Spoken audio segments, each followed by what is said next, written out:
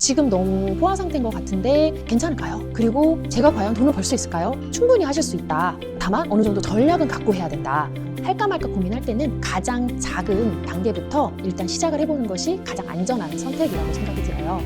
안녕하세요. 아이셋 키우며 숙박사업하고 있는 워킹맘 옥구슬 언니라고 합니다. 피디님 반갑습니다. 안녕하세요. 제가 여태까지 에어비앤비 관련해서 제가 질문을 좀 많이 드렸었잖아요. 네. 사람들이 정말 이제 많이 궁금해 하실 것 같아요. 에어비앤비를 처음 고민하시는 분들이 제일 많이 질문하는 것들이 무엇인가?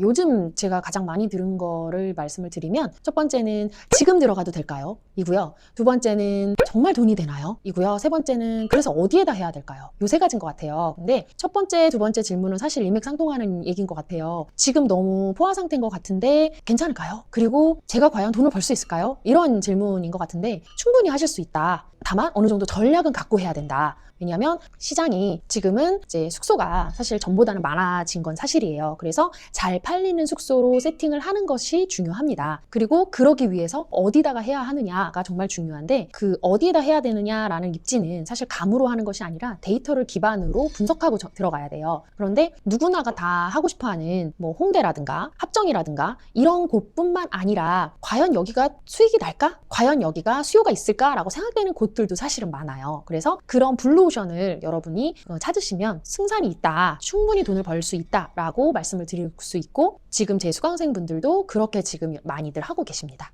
그럼 실제로 많은 분들이 에어비앤비 하나를 목표로 시작을 하잖아요. 그럼 이 단계에서 이제 사람들이 가장 많이 느끼는 변화 같은 게 뭘까요? 한 번도 내 사업을 해본 적이 없는 분들이 내 작은 사업장에서 스스로 돈을 버는 경험을 정말 많이 하고 계시고요. 그걸 통해서 성취감이라든가 그리고 부수입을 얻고 내가 다른 이런 것들을 할 수 있는 사람이구나 라는 자신감을 얻을 수 있는 게 가장 크고요. 매물을 찾고 계약을 하고 세팅을 하고 허가를 받고 사업자 등록증을 내고 운영을 시작하고 세금 신고를 하고 그러다가 나는 더 큰 거 하고 싶어 하면 이제 엑시트도 할 수 있겠죠. 누군가에게 양도도 하고 그리고 또 큰 것도 할 수 있겠죠. 그 프로세스를 하면서 어떻게 보면 소비자에서 생산자로 바뀌는 그런 경험을 하는 것 같아요. 이 단계에서 계속하는 사람이랑 멈추는 사람의 차이는 뭐라고 생각하세요?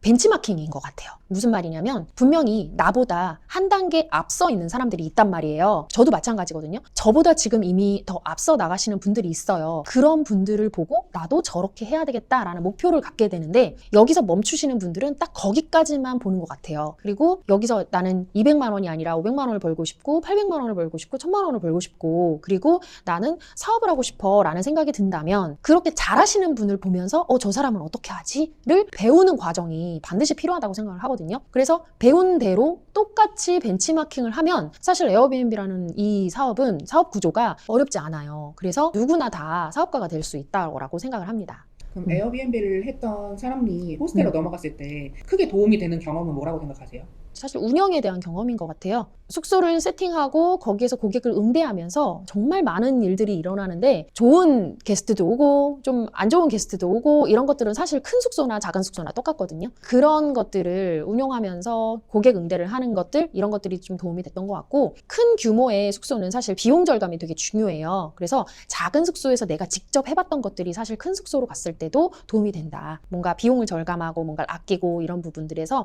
내가 해봤기 때문에 규모가 조금 커서 달라지는 것도 있지만 사실 맥락은 똑같거든요.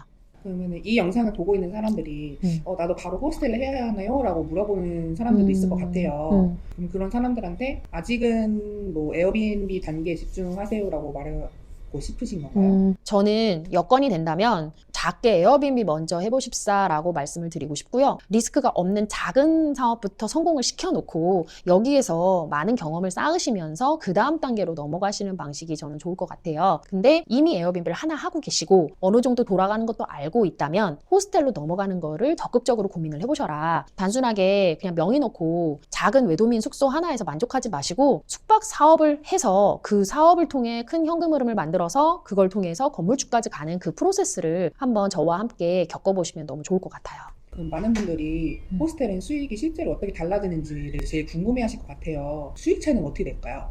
작은 외도민에서 평균적으로 버는 돈이 한 300에서 500만 원 정도다라고 생각을 하신다면 저는 호스텔에서는 작게는 1000만 원, 크게는 순수익으로 2천만 원, 3천만 원, 정말 큰 것은 5천에서 6천까지 현재 벌고 있습니다. 그 다음에 에어비앤비, 뭐 호스텔, 그 다음까지 대표님이 그리는 숙박사업 로드맵 한 줄을 요약으로 말씀해 주신다면 뭘까요? 처음 시작은 부업으로 시작했지만 구조를 이해하는 순간 본업이 되었다.